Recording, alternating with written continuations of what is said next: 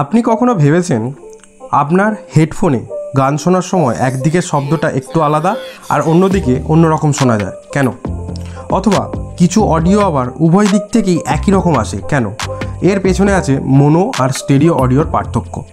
আজকের ভিডিওতে আমরা খুব সহজভাবে জানবো মোনো অডিও আর স্টেরিও অডিও কী, কীভাবে কাজ করে, তাদের মধ্যে পার্থক্য কোথায় আর কোন ক্ষেত্রে আমরা কোনটার ব্যবহার করতে পারি। সবার আগে মোনো অডিও কী? মোনো মানে হচ্ছে মোনোফোনিক সাউন্ড।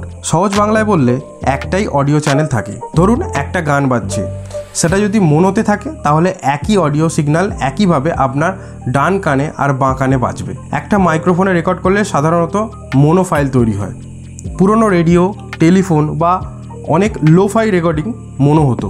আজও টেলিফোন কল বা কিছু ব্রডকাস্টিং সিস্টেমে মোনো ব্যবহৃত হয়, কারণ এতে শব্দ পরিষ্কারভাবে ধরা যায়। তৃতীয় হচ্ছে স্টেরিও অডিও কী? স্টেরিও মানে হচ্ছে স্টেরিওফোনিক সাউন্ড। এখানে থাকে দুটি আলাদা অডিও চ্যানেল, লেফট চ্যানেল আর রাইট চ্যানেল। যেমন যদি আপনি একটি লাইভ কনসার্ট রেকর্ড করেন, গিটারিস্ট যদি বাঁদিকে দাঁড়িয়ে বাজান তাহলে তার শব্দ মূলত বাম কানে বেশি শোনা যাবে, আর ড্রামার যদি ডান দিকে থাকে তাহলে ডান কানে ড্রামের শব্দ বেশি শোনা যাবে।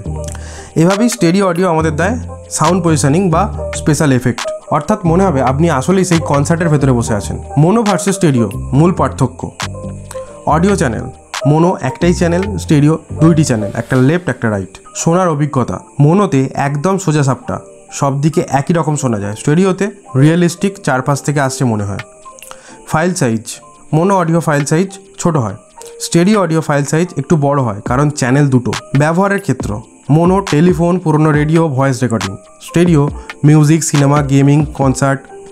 কোয়ালিটি: মোনো সহজ সরল কিন্তু ডাইমেনশন নেই, স্টেরিও অনেক বেশি ইমার্সিভ ও ডাইনামিক। কোথায় কোনটা ব্যবহার করবেন?